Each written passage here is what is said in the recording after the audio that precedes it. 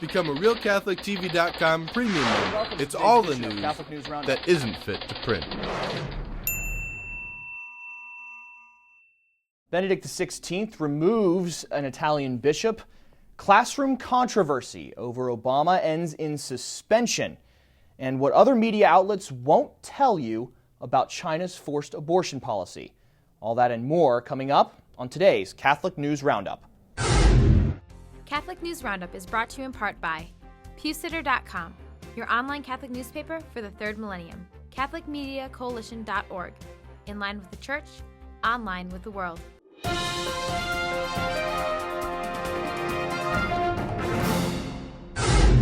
Hello and welcome to today's edition of Catholic News Roundup. I'm Matthew McAuliffe.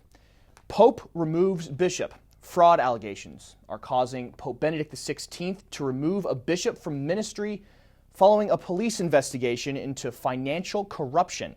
Sicilian Bishop Francesco Micice has been in charge of the Trapani Diocese for 14 years, but since last year, over €1.25 million have disappeared from two charities operated by the bishop's diocese, according to Italy's financial police. Micice is indignant about his dismissal, denying that he has done anything wrong and calling the Pope's actions, quote, an extreme measure and a result of a conspiracy directed at him because of his vocal positions against Freemasonry and mafia-sponsored crime. Until a new bishop is appointed for Trapani, the Emeritus Archbishop of Pisa, Alessandro Platti, will now act as the Apostolic Administrator of the Trapani Diocese. Sooner State supports marriage. In the wake of President Obama's support for so-called gay marriage, the Oklahoma State Senate has voted to reaffirm the definition of true marriage as a union between one man and one woman.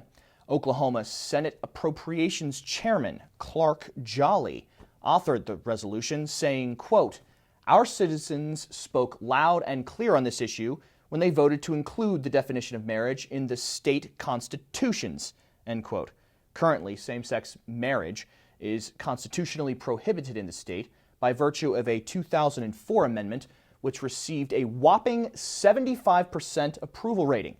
The resolution reaffirming the state's stance was passed by a similarly wide margin, with 40 of the 48 senators of the state voting in favor of this most recent measure. Classroom clash. A North Carolina high school is embroiled in controversy because one teacher on a cell phone video tells her students it's a crime to criticize Barack Obama. Teacher Tanya Dixon Neely, an employee in the Rowan-Salisbury school system, is on paid suspension after screaming at senior Hunter Rogers when he asked if it was true that Obama bullied a girl in school. Dixon Neely argues she can criticize Mitt Romney for alleged bullying, on the other hand, because he is only a presidential candidate. Rogers claims this behavior is the status quo for a Dixon Neely class. Quote, she always wants to start these discussions where she wants to hear only what she believes. And if anybody else in the class has different beliefs, we get berated and yelled at and attacked, end quote. This incident is one of many, sparking legislation proposals in some states, such as New Jersey, where a bullying specialist will investigate reported teacher-student incidents with an eye toward possibly removing the teacher from education altogether. Stay with us. We'll be back in just a few seconds. Catholic News Roundup is brought to you in part by NewOxfordReview.org, the voice of Catholic Orthodoxy, in print and on the web, and RenewAmerica.com, expanding the influence of America's grassroots in the cause of freedom.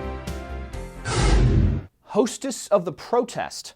A 74-year-old nun joined the recent protests in Chicago, considering herself to be a kind of, quote, hostess of the protest. Sister Kathleen DeSautel's is not your typical religious sister, appointing herself as a, quote, peace guide during the anti-NATO protests in Chicago. But Sister DeSautel's isn't new to the activist scene, having taken part in hundreds of demonstrations over the years, including the defense of what her organization calls, quote, gender orientation and, quote, right to dissent against oppressive structures in church and society, end quote.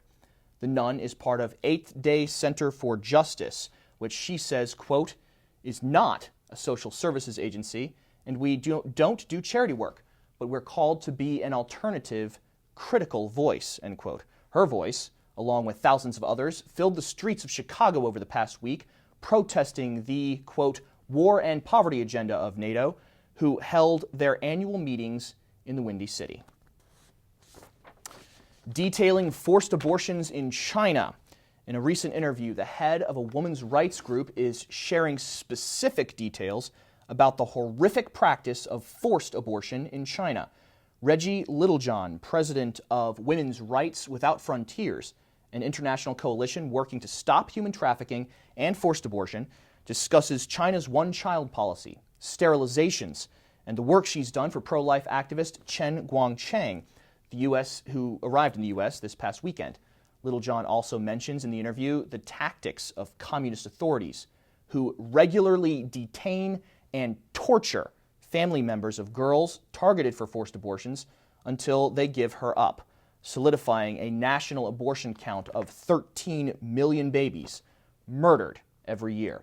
To watch the powerful interview in its entirety, click on the link right outside the screen. But we must warn you, the interview contains graphic images and content. I'm Matthew McAuliffe. Thanks for tuning in today. Be sure and tune in tomorrow for your daily dose of Catholic News Roundup, right here on RealCatholicTV.com. Also be sure to check out The Vortex, where Michael talks about the modernist smokescreen of tolerance. Thanks for tuning in. Be sure to tell all your friends about us, and as always, God bless you.